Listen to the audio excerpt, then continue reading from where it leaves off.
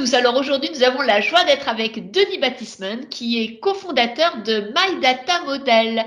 Alors, bonjour Denis. Bonjour.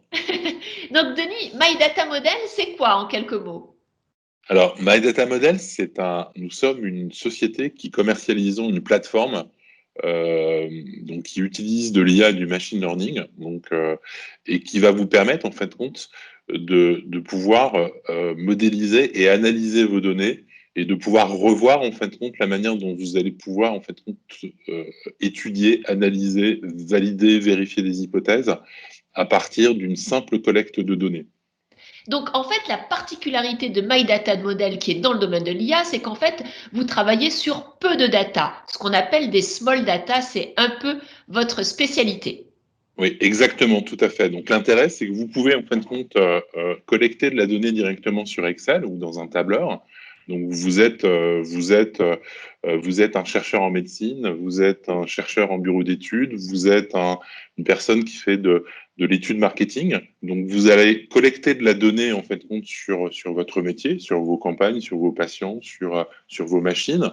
Donc vous allez la collecter en fin de compte de manière assez simple. Vous allez définir les critères que vous souhaitez étudier et analyser.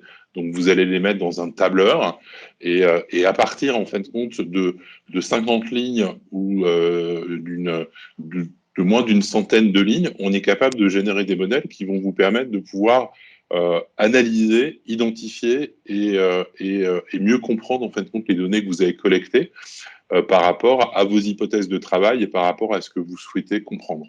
Alors, vous avez vécu donc cette période de pandémie et vous avez certainement dû voir peut-être des changements. Qu'est-ce qui a été demandé? Comment en fait les besoins ont pu être peut-être différents par rapport à avant? Bah, déjà, les besoins étaient complètement différents parce qu'on est dans une période extraordinaire. Donc, toutes les données historiques qu'on a pu collecter sur des comportements, sur des sciences humaines, sur la science du vivant, en fait, compte, a été complètement balayé par cette pandémie. Et donc, de ce fait, en fait, compte, il a fallu qu'on reparte sur une nouvelle collecte de données, sur la validation de nouvelles hypothèses. Donc, on a revu un petit peu nos manières de penser. Et surtout, ce qu'on s'est rendu compte, c'est qu'il fallait qu'on réanalyse les données et qu'on reparte en étude et en compréhension de ces phénomènes qui se passaient, aussi bien dans le domaine de l'entreprise par rapport au télétravail, aussi bien dans le domaine de la relation avec nos clients, aussi bien dans le domaine du suivi des patients parce que le cadre sanitaire est complètement différent. Donc il a fallu déjà recollecter des données et de pouvoir travailler avec peu de données très rapidement pour essayer de revalider de nouvelles hypothèses. Et surtout, je pense que tout le monde avait besoin de sens et de comprendre et d'expliquer en fait ce qui se passait.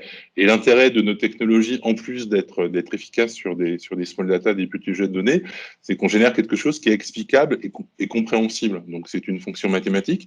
Et en fin de compte, on est capable de voir quelles sont les données en entrée et quelle est la valeur qui va être produite en fin de compte par la modélisation prédictive, parce que c'est ce qu'on fait.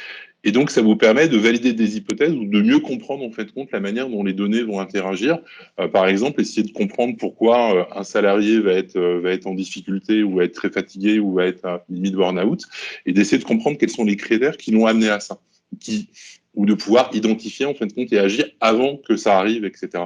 Donc, c'est ce qu'on fait dans le domaine de la santé sur l'aide au diagnostic sur des pathologies. On a pas mal travaillé sur le Covid pour essayer de trouver des solutions qui permettaient d'identifier les personnes à risque. Donc voilà, donc on a essayé d'agir très très vite. Et effectivement, le fait de travailler avec peu de données et de pouvoir valider des hypothèses, c'est-à-dire que le modèle n'est pas là pour vous donner un résultat, mais vous permettre de réfléchir et de comprendre ce qui se passe. Donc la modélisation est en fin de compte une aide à la décision par rapport à ce que vous souhaitez observer, ce que vous souhaitez analyser. Donc, si je comprends bien, on a une question. Cette question, donc, vous commencez par essayer d'analyser avec l'expert quelles sont les bonnes variables pour pouvoir répondre à la question. Puis ensuite, vous avez donc des données que vous allez chercher dans l'entreprise ou dans un domaine bien précis, mais c'est pas la peine d'avoir des quantités de données. Ensuite, vous travaillez sur des modèles et là, vous avez des modèles qui vous offrent des réponses qui sont en fait des probabilités. Alors, ce sont des oui, c'est des probabilités ou c'est des résultats qui, avec des corrélations, avec des pondérations, avec des systèmes de data visualisation du modèle qui vont permettre à un expert métier. L'idée, c'est pas qu'on le fasse pour l'expert métier, c'est que l'expert métier le fasse par lui-même. Donc, qu'il soit complètement autonome dans cette phase de fouille et d'exploration. Et l'idée, c'est à la fin de lui permettre des outils qui vont lui permettre de jouer avec la modélisation, que ça soit très très simple, avec une interface simple, et surtout que ça soit lui-même, en fait, qui valide ses hypothèses avec ce qu'on appelle du live predict, c'est-à-dire la possibilité de pouvoir dire et que se serait-il passé si j'avais eu tel type de comportement, si j'avais fait ceci, si j'avais fait cela, est-ce que ça change le résultat? Et donc, vous pouvez générer tout un grand nombre de modèles et jouer sur ces différentes hypothèses, en fait, pour vérifier une hypothèse ou valider, en fin de compte, vos hypothèses de recherche, de travail et vous permettre aussi, ça arrive de temps en temps, d'aller identifier des variables, ce qu'on appelle des signaux faibles, qui vont permettre de mieux comprendre des situations et que l'approche machine learning ou IA va vous permettre de mettre en avant. Donc, c'est vraiment un outil d'aide à la décision et une nouvelle manière de comprendre ces données et de les analyser.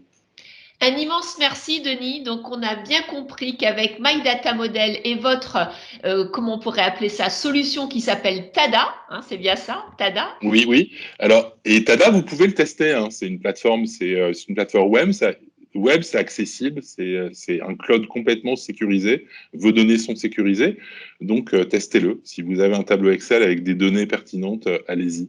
C'est génial, c'est vraiment C'est accessible. incroyable. Parce qu'en fait, sur cette plateforme, vous mettez votre tableau Excel, vous mettez en fait votre question et à la fin, ben, vous avez bien, grâce au modèle, des hypothèses et puis j'allais dire des solutions, hein, c'est ça, des modèles solutions qui vous sont proposés et vous pouvez, en changeant les paramètres, bien voir les différentes alternatives. Et donc, eh bien, My Data Model, c'est bien une plateforme d'aide à la décision qui vous permet d'aller plus vite, qui vous permet d'avoir des hypothèses et de les tester, mais aussi, eh bien, qui vous permet de trouver des signaux faibles. Et ça, en période d'incertitude, c'est un sacré avantage. Très bien. Merci beaucoup, Ok. Denis. Merci beaucoup. Merci. Au Au revoir. revoir.